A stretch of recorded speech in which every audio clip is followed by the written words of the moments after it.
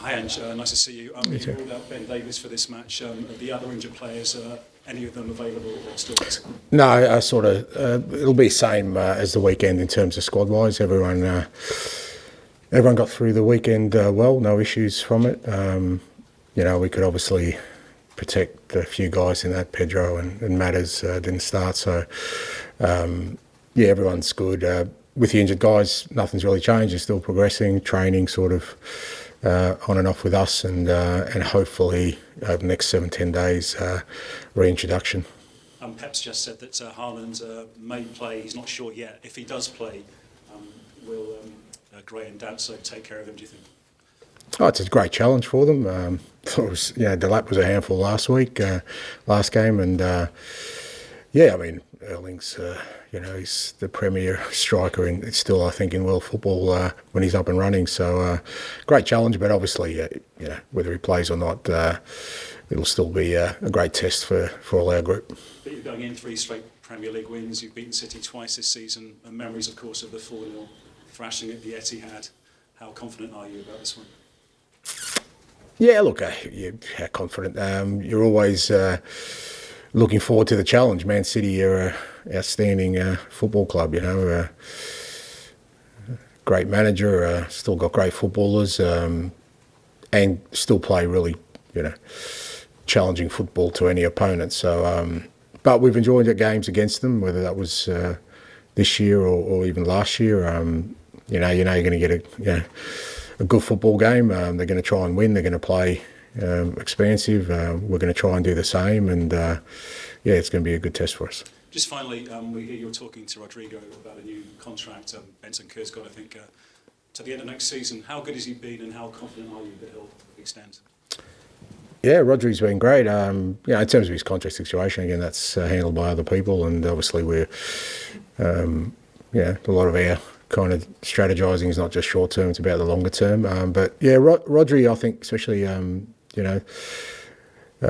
sort of this latter period is really sort of getting back, I think, to the levels he wants to be. He obviously was coming off a long-term injury last year, and then came back, looked really good, then got another injury, and it's really disruptive. And then even this year, he got a bit off to a false start with obviously his long suspension. So, but you can see that he just needs regular game time, and he's getting up to speed. And really good guy as well around the group.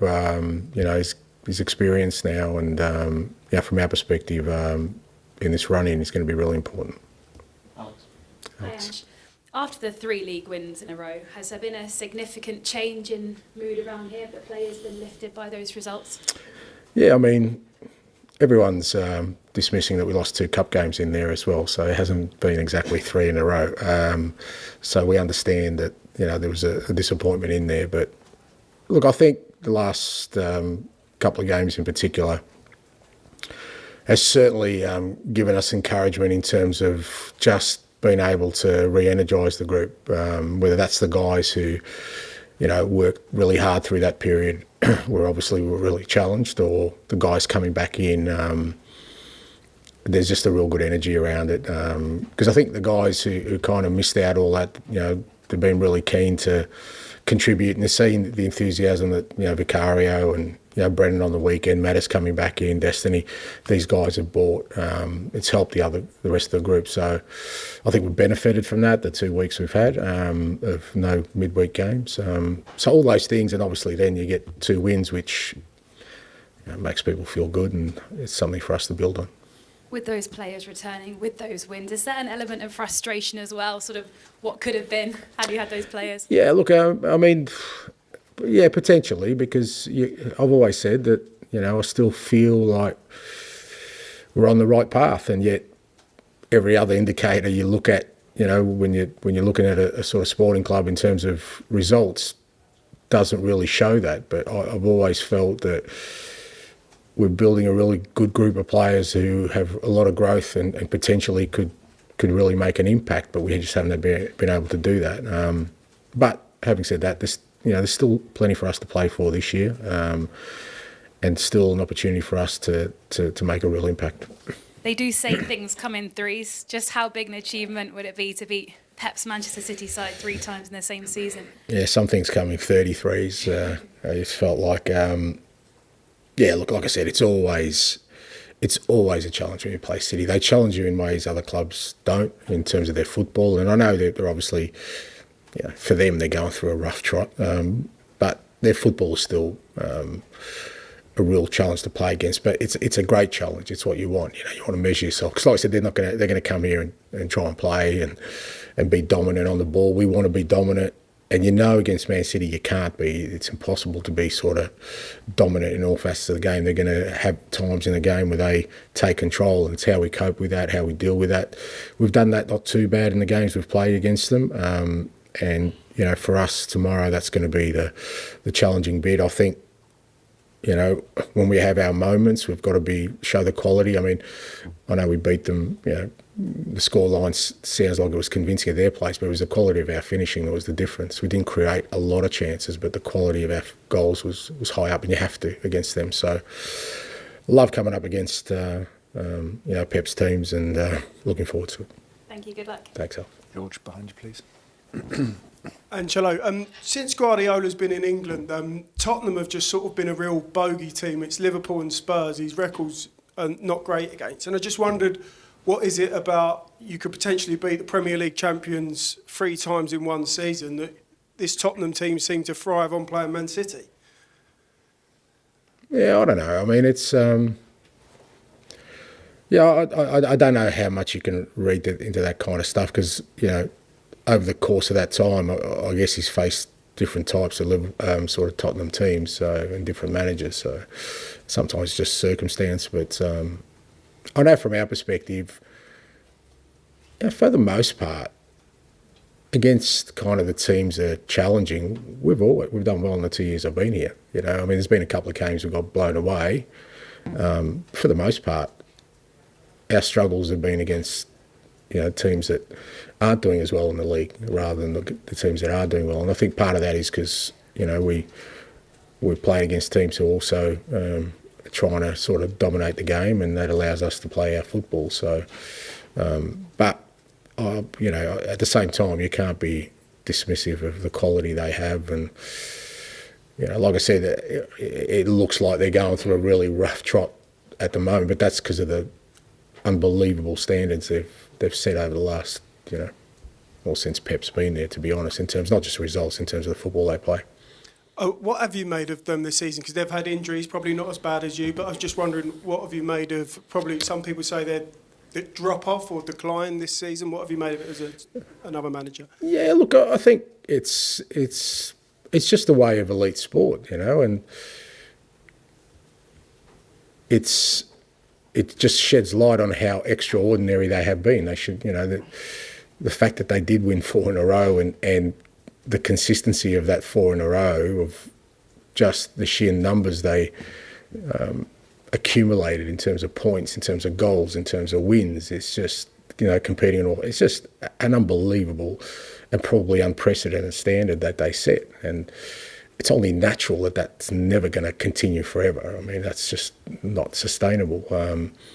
But you know what, if they bounce back next year and win it, which I don't think anyone in this room could discount that that's possible, and you say they've won 5 out of 6, you'd be going, they're still pretty good. So more than pretty good. So, it's sometimes these things happen, I think injuries, key injuries and some things that go on against them sometimes just brings you back to the field, and that's elite sport. It's just fine margins. I know you touched on him briefly in Friday's presser last week, but I just wanted to ask you again about Jed Spence. I mean, how he's just sort of broken into the team, and he's taken advantage of probably other players' injuries, not in a bad way, but he's just taken his opportunity, and I just wondered what you've made of him really this season. Yeah, as I said last week, he's been outstanding. He continues to be outstanding. The challenge for Jed is to keep going, not to be satisfied with what he's got now, and with the same hunger and attitude that he's taken his opportunity. As you said, that's all you can sort of provide is an opportunity. He needs now to make sure that he doesn't look back from that and keeps pushing on, because he's got still so much, I think, growth in him and potential. You know, he hasn't really been settled in his career apart from sort of, you know, maybe the year he was at Forest where he kind of really had some great form, but since then it's been stop-start for him. Well, he's just got to ensure now that he's up and running, he keeps going. Thank you. Thanks, mate. Pass down to Ali, please. The world's slowest relay, obviously. I just want to ask you about Timo Werner. Is he available at the moment, just hasn't been getting in what's a stronger matchday squad, or is he not quite there yet? No, he was only really available for the weekend, but because of the matchday squad and the kind of makeup of the squad, I left him out. Obviously, with Ben going out, we put Reggie on as an extra defender on the bench, but it was only Sunday's game he was actually available, but he's trained and he's available for tomorrow. And on that, I just want to ask you, at the weekend you said it was kind of managing his Yeah. minutes. Has something else happened, or is this... No, it's still the same. He's been carrying a little bit of a knock for a little while, and he's, to be fair to him, he's played through it. But I've said before that I think this is a real key period for us. I want as many players in the best possible condition for what's coming up. And, you know, after this game, again, we've got a good 7-day break leading into then Europe League, which is those 4 games are going to be massive for us. And I don't see the need to push people at this stage when we've got others that, like I said, probably need the game time, like, you know, Destiny and Brennan, Wilson, these guys who are coming back. So so he hasn't re-injured or anything, but it's just, like I said, he's been carrying something that I just don't want to sort of push at the moment. And Dane Scarlett, I just want to ask you about him. Looked like that assist at the weekend meant a lot to him, but obviously at a ground where he didn't have it was a tough line he had in this week. Yeah. I think he's 3 games, he's got 1 goal, 2 assists. What have you seen his development since he's come back? Yeah, look, he's working hard, Dane. Like you said, he's had a couple of difficult loans, and that's part of the process as well for him. You know, we were just talking about Jed, who had 3 difficult loans. So, you know, some of it is just perseverance and keep working hard and waiting for your opportunity. And, you know, he has done well for us. You know, I said when he came back, he wasn't in the greatest physical condition, and he's working hard on that. And hopefully he gets more opportunities. As an aside, I've got to say, the assist is the most useless statistic in world football. Seriously, he could come off your backside, fall to somebody on the halfway line, and he scores, and it's an assist. So it doesn't impress me. But Dane's assist on the weekend was a good one. There you go.